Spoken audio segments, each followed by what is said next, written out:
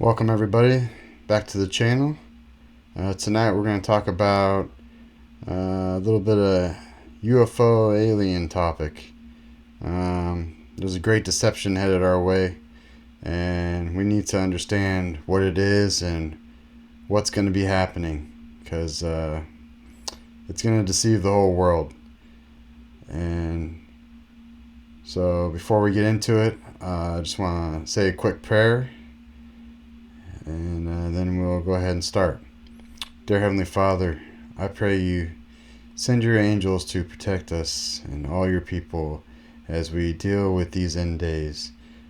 There's a lot going on in this world right now, and the devil is running rampant, and we need your protection, Lord. We need to know the truth.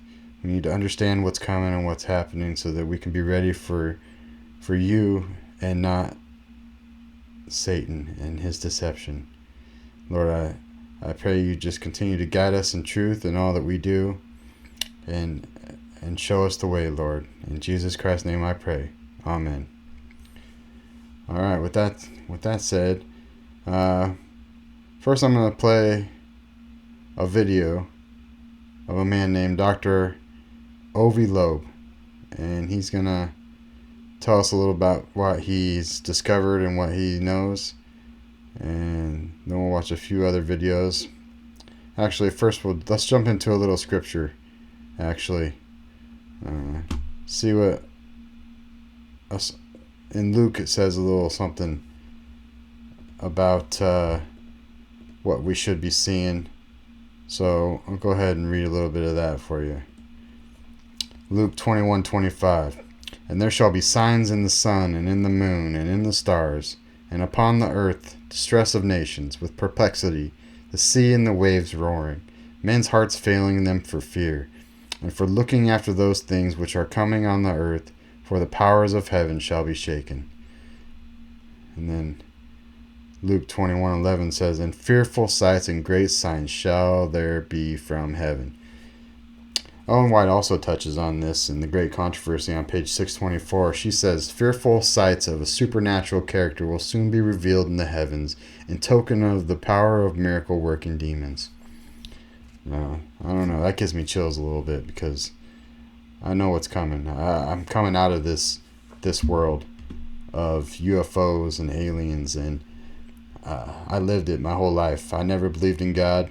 I never thought God was real. Instead, I thought UFOs and aliens were coming to save us, to take us into a new enlightenment and into a new age, and to save us from ourselves, to save us from destruction of this planet. And I was led that way because I have seen several UFOs. One in particular that flew over me and my friends' heads when we were camping. It was a huge triangle.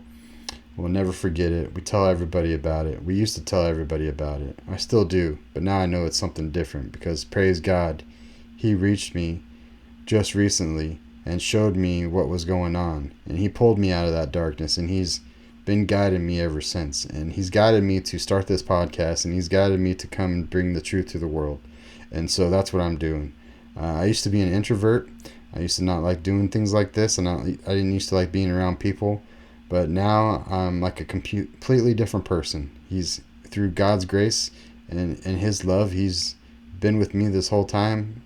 And he's been walking with me and showing me what I need to do and how I need to do it. And now I need to show you what's coming and what's about to happen, because Satan is working hard right now. He knows he doesn't have much time left, because Jesus is on his way soon. And he's ramping up his game. He's been preparing this situation for a long time, this deception that's coming, and we're going to get a little bit into it right now. We'll go ahead and watch a video of Dr. Avi Loeb. He's a professor of science at the Harvard University. He's got a few things to say about this, so we'll go ahead and jump right into what he has to say. When people tried to measure the spectrum of this object, they didn't find any evidence for the molecular fingerprints of molecules and atoms that represent. There's an object heading this way, and they're saying it's an alien vehicle that's hostile, or we don't know what it is. It's either a comet or an alien vehicle. It could be a hostile alien vehicle. We don't know what it is, but they're going to be talking about it. The composition of comas, a cometary tail. Instead, all they noticed is reddening of the reflected sunlight, meaning that it could be a cloud of dust, but it could also be the surface of an object that is red, because we see a lot of objects that are red in the outer solar system. And so, as of now, it's not 100% clear whether this object is a comet. When you look at the images, there is fuzz around the object, and it could be a comet. The image is a little bit bigger than that of background stars that are point-like. But as it comes closer to the sun, it would become clear whether it's a comet, because if it's a comet, it will evaporate much more vigorously as it gets heated by sunlight. And but nevertheless, I was a co-author on a paper with Adam Hibberd and Adam Crowell, where we said the orbit, the trajectory of this object appears to be quite remarkable. It arrives within 5 degrees of the orbital plane of the Earth around the Sun. And the chance of that happening randomly is 0.2%. And moreover, it will arrive closest to the Sun when the Earth is on the opposite side of the Sun. And moreover, if you just play with the arrival time randomly, you would notice that only 1 out of 20,000 arrival times would come as close to the inner planets like Jupiter, Mars, or Venus. So that is an unusual coincidence. And why would such a trajectory be so unusual? Well, one possibility is if it was designed by some intelligent civilization, it also comes towards us from the direction of the galactic center, from the Milky Way center, where there are lots of stars, and it's very difficult to notice it. That's why we discovered it so late. By now, it's impossible for us to launch a rocket that will intercept with it, because it would move relative to Earth. It comes in the opposite direction of the motion of Earth around the Sun, and the relative velocity would be 98 kilometers per second when it comes closest to the Sun. And that is 3 times the maximum speed that we can accomplish with chemical rockets. And so there is no way for us to reach it, to intercept with it. And perhaps it wants to break, like when we launch rockets and we want to accomplish a very high speed, we usually introduce a thrust near the Sun, and that buys you the highest kick velocity, taking advantage of the gravitational assist by the Sun. And so if this object wants to do a reverse maneuver, meaning to slow down and get bound to the Sun so that if it's a spacecraft, so that they can visit us, that would be the point where we can't see it because it's hiding behind the Sun. And it raises the interesting possibility that might be technological in origin. Of course, we will know much more in the coming month or two, and it may not be it may be just a comet, but I think it's important to consider the possibility that any interstellar object coming into the solar system might be technological. Because if you just consider the last century, we started transmitting radio signals, basically flagging that we exist as a technological civilization. And there is this dark forest hypothesis that is the answer to Fermi's paradox. Where is everybody? Well, they might be silent, waiting to notice things that might be a threat to them because they were bruised in interactions. So there might be a lot of aliens around. And if someone was listening to our technological signals, they might have realized that here there is a young technological civilization, and we don't want to have that threat. So they would send a hostile mission towards Earth. Of course, that may not be the case. We don't know. But it's the kind of threat that is not often entertained, because people talk about existential threats from artificial intelligence, from maybe change in the climate or from an asteroid impact. But not much discussion is dedicated to the possibility that we might be endangered by alien tech. Yeah. Well, I mean, that's pretty wild. Who knows what's coming? Uh, I'll show you a video in a minute of something that's more in detail. It actually has some visuals to show us what's going on. But before that, I want to show you a video of a guy named Roger Morneau.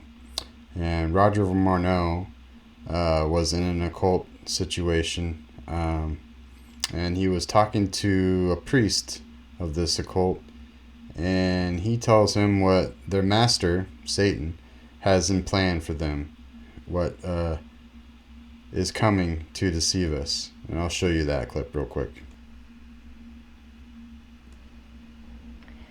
Roger, when I was a teenager back in the 1970s, I remember a song that came out talking about the age of Aquarius. Mm-hmm.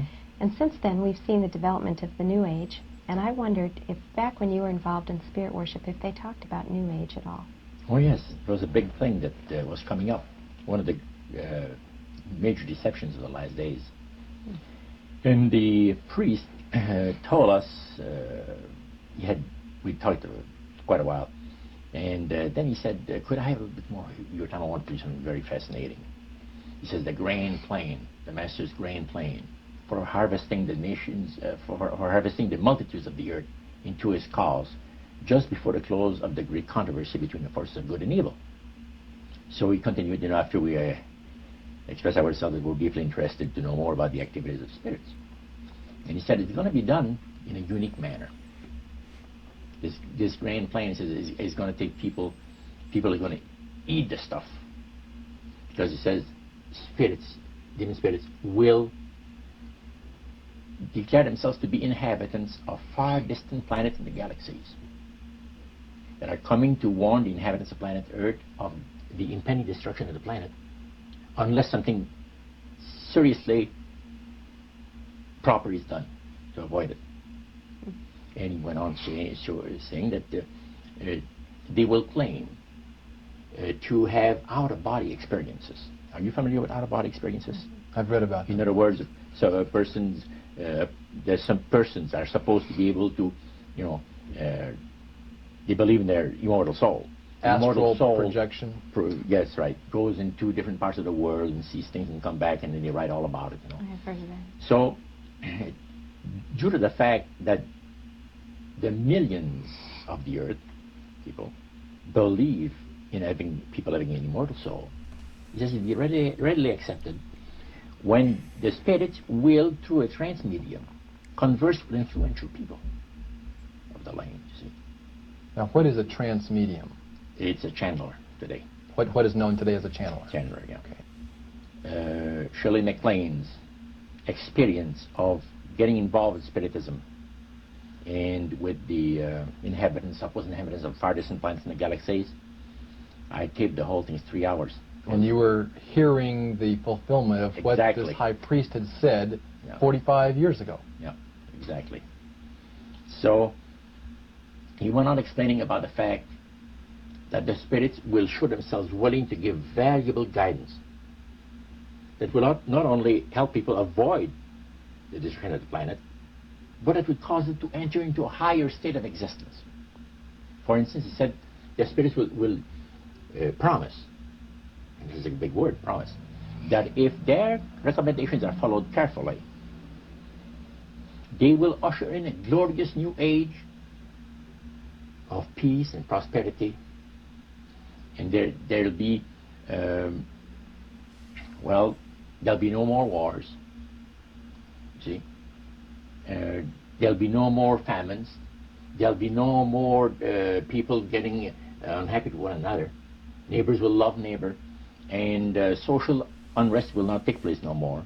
There'll be perfect happiness for 1,000 years. That's what the Spirit is going to promise. Almost like the Garden of Eden created all over again.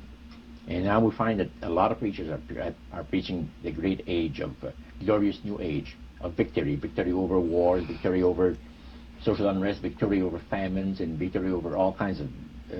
and he used the words New Age to describe what was coming. It would be a glorious new age, yeah.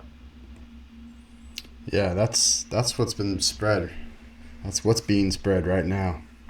That we're going to be in a new age, and it's going to be glorious. There's going to be peace on earth and happiness, and that's what these aliens are bringing.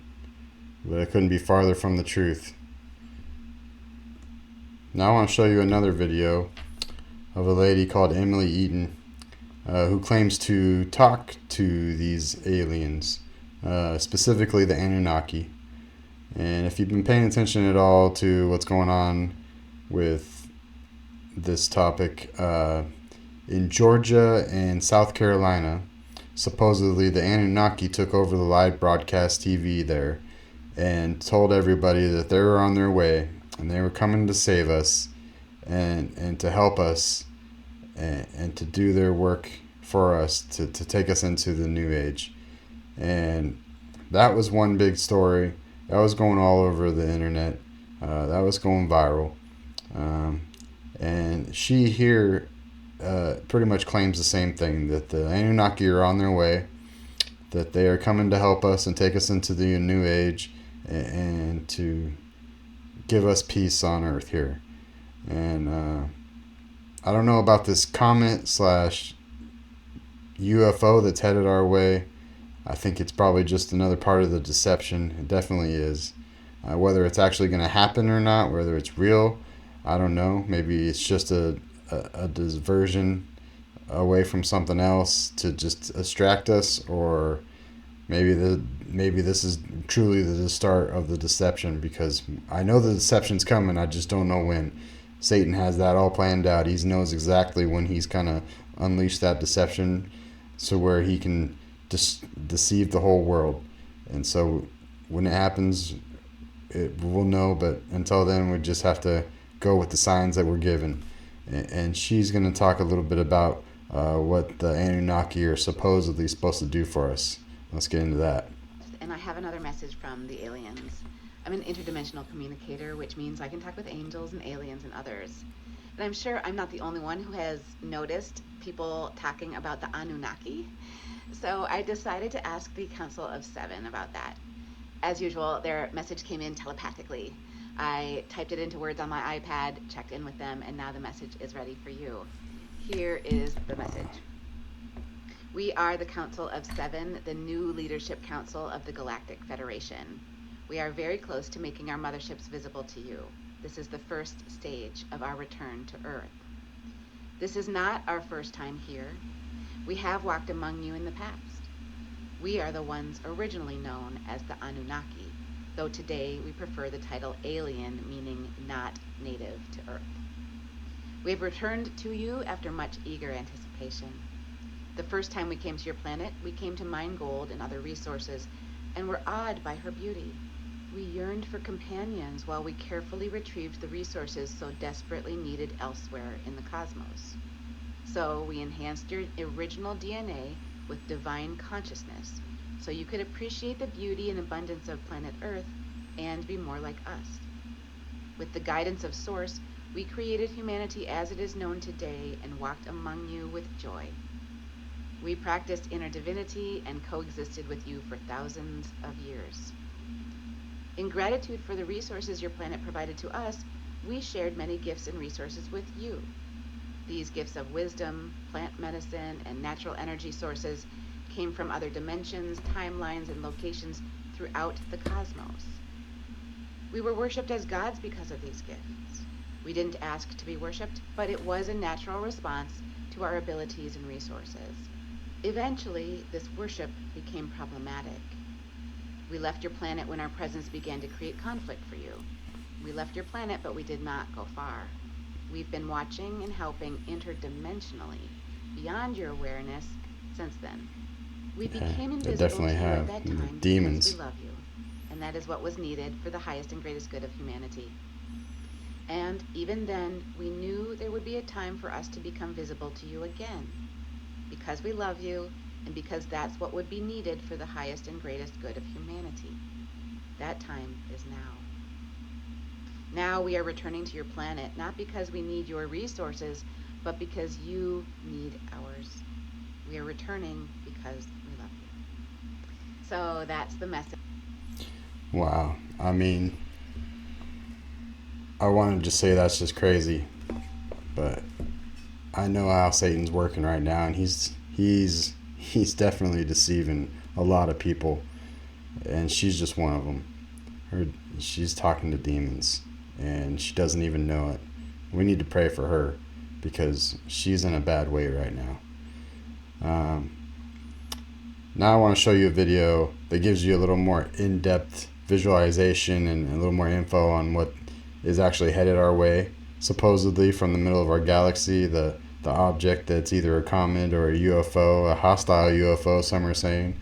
So let's get into that video and take it from there. So first, let's go ahead and quote from a relatively new article from Dr. Avi Loeb as he addresses the comet-like appearance of 3I Atlas. Quote, images of the new interstellar object show a slight elongation along its direction of motion. However, the elongation beyond the angular width of background stars, the so-called point spread function, is exactly at the level expected from multiplying the object's speed of 60 kilometers per second by the exposure time of the telescope by about 100 seconds. This elongation is not mitigated by centering on the object's image and letting the background stars move relative to it. It results from the fact that a single snapshot of the image takes 100 seconds, and the removal of distortions introduced by its acceleration is not perfect.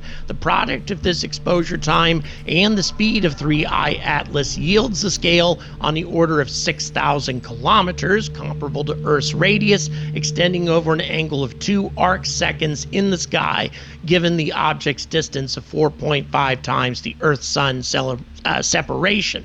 While 3I Atlas may well be a comet, this elongation should not be taken as evidence for its cometary tail. And so far, spectroscopic data on 3I Atlas does not reveal the spectral features of cometary gas, but only show reddening of reflected sunlight, consistent with a compact dust cloud or the surface of the object. But let's go ahead and quote from other articles about this topic instead of relying exclusively on Avi Loeb and see what they have to say. The Rubin Observatory gathered a lot of information about 3I Atlas before it was even recognized as an interstellar object. In a well-timed coincidence, this is according to the debrief.org, astronomers at the Rubin Observatory succeeded in capturing 3I Atlas in high-resolution images several days before the discovery was officially announced, offering the earliest and most detailed observations of the object to date as astronomers continue to amass data about it. The surprise discovery from the Rubin team is reported in a new paper which reveals that by late June, Rubin was already obtaining imagery that revealed the interstellar object during the new observatory's science validation phase. The newly discovered images from Rubin offer the first high-resolution views of 3I Atlas, despite being obtained days before astronomers became aware of the object, and even prior to the telescope's inaugural first look images, which it released on June 23rd. Pretty remarkable coincidence here.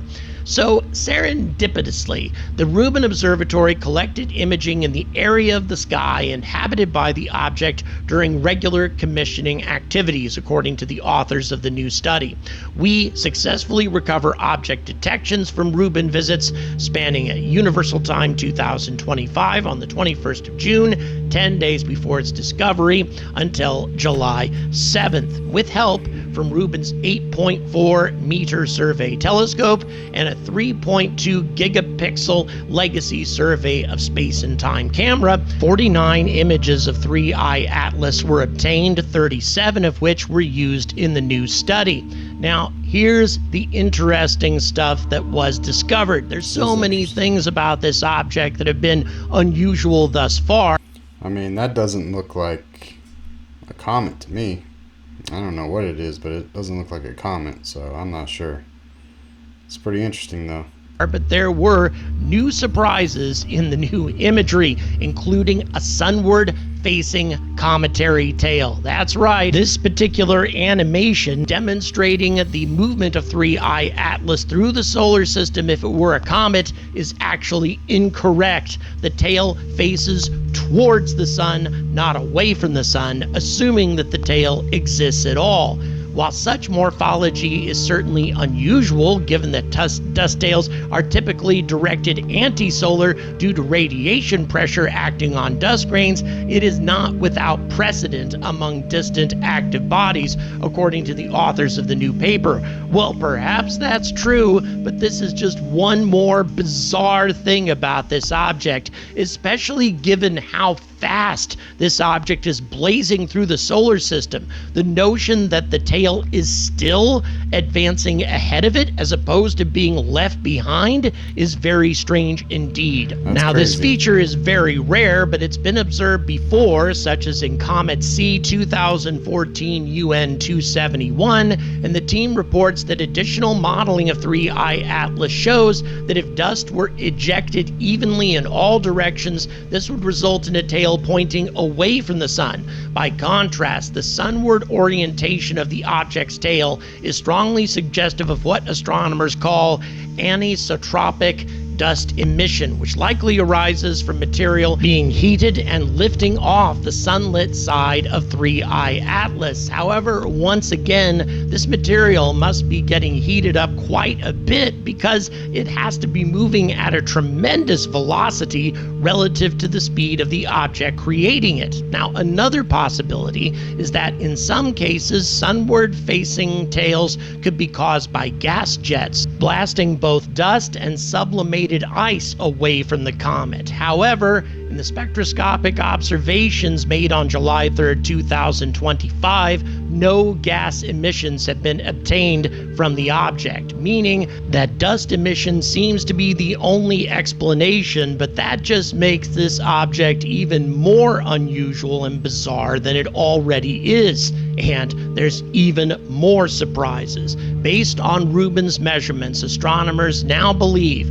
that the comet's nucleus, if this is a comet, is approximately 5.6 plus or minus 0.7 kilometers in radius. We're talking 11 kilometers in diameter, or about 7 miles, displaying no obvious signs of non-gravitational acceleration thus far, but that isn't to say that such effects might not ever begin to manifest. So once again, we're talking about an object that is at least 11 kilometers in diameter. That's just way too huge. An object like this should be incredibly rare in interstellar space, given how unusual interstellar objects seem to be. This is so much bigger than either 2I Borisov or a Oumuamua, and we have only seen one of each of those objects thus far over the course of the last 8 or so years. So let's pile up all of 3I Atlas's bizarre characteristics. First of all, its path through the solar. You can choose to raid the caravan, or you can choose to guard it. This is a game where slaying monsters are solar system. Look how close this object comes to Mars. It seems to be taking a tour of the solar system, passing less than 0.2 astronomical units away from the red planet, and also substantially less than 1 astronomical unit away from Venus, giving it an opportunity to dispatch probes to both planets, utilizing things that are no more aggressive or ambitious than intercontinental ballistic missiles. Primitive technology could accomplish that. And then again, okay, this guy's definitely playing into the possible UFO, hostile UFO narrative right here when he's talking. But yeah, he's definitely playing into it just a little bit. It passes insanely close to the planet Jupiter as well, as if it were doing all of this by design. The odds against all three of these planets just happening to intersect with a random object passing through the solar system is tens of thousands to 1, and that's speaking conservatively. Then we also need to add in the factor that this object has this strange sunward pointing tail, and also it's so utterly huge, bizarrely huge, given how unusual interstellar objects are. We should have seen thousands, perhaps millions of Oumuamua-sized objects pass through the inner solar system before an object as gigantic as 3I Atlas should have passed through our solar system. Sure, it's not beyond the realm of possibility that all of these highly unlikely things might be happening anyway, just by random chance. But given how unlikely this scenario is, and given how many new and unusual qualities we keep discovering about this object, it is very much in our interest to keep it under very close observation, because it might not be a comet at all. Now, I know some of you are beginning to shake your heads in despair, wondering where the hell I'm coming from, wondering how I could possibly believe that this thing is anything other than a comet. But all you need to do is have a look at a very comet-like artificial object to get what I'm talking about here, as I mentioned in the beginning of the episode. And once again, these sorts of things confuse even experienced photographers. Yeah, the Falcon 9 launches. Yeah, makes I can talk about it. everybody thinks those are UFOs when those get launched. Yeah, I'm rolling on it. Oh my gosh, what is that?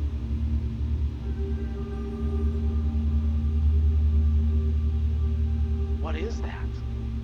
Well, as many of you probably know, that is a Falcon 9 rocket on its way to space, having been observed by a news chopper over Arizona. It's unusual that we actually get an opportunity to see Falcon 9s flying over Arizona, but it does happen from time to time. And of course, this effect is being created by the rocket's engines. What if we are seeing the same thing with 3I Atlas? What if the reason that we're seeing a sunward pointing tail is because this object is applying braking thrust as it is heading into the solar system? Or, since we're not seeing any evidence of non-gravitational acceleration or deceleration, at least not yet, perhaps this object is utilizing its engines to stabilize it. In other words, these are maneuvering thrusters, changing its trajectory just slightly to make sure that it stays on its course.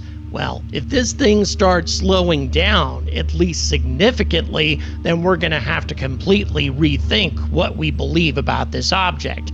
Unfortunately, if it only slows down slightly, that's going to be attributed to natural outgassing that's typical of comets. It will need to have a significant deceleration or acceleration before the mainstream scientific community really starts seriously looking at this object as being anything other than a comet. But I continue to maintain that even though this object may very well be a comet, as a matter of fact, I think it's likely that it's a comet, we should not be discarding an artificial explanation. If we do, we might be putting our planet and our civilization in undue jeopardy. Well, the only one putting our planet in undue jeopardy is Satan. And we know that we're living on a sinful planet. This is where sin lives, and no other species is allowed to come here. There are definitely other alien races out there on planets that we don't know about, but they're not coming here. We are in quarantine right now, and we are not allowed to leave nor have visitors because we are being judged right now. We are being ready to be cleansed of every sin that there is. So what this is, I don't know, but I know it's a deception from Satan, and what if it's real and they're trying to pass this off as the aliens coming, then we need to be ready for it. All I know is that time is coming soon, and whether this is it or not, I don't know, but we need to be prepared. We need to be in our Bibles. We need to be reading and understanding what God has given us for the signs of his return, because he is on his way very, very soon. And if you want to know how I've come out of all this alien nonsense, if you would like to hear my testimony, go ahead and click on the upper right corner on that video. Other than that, until next time, hope to see you again.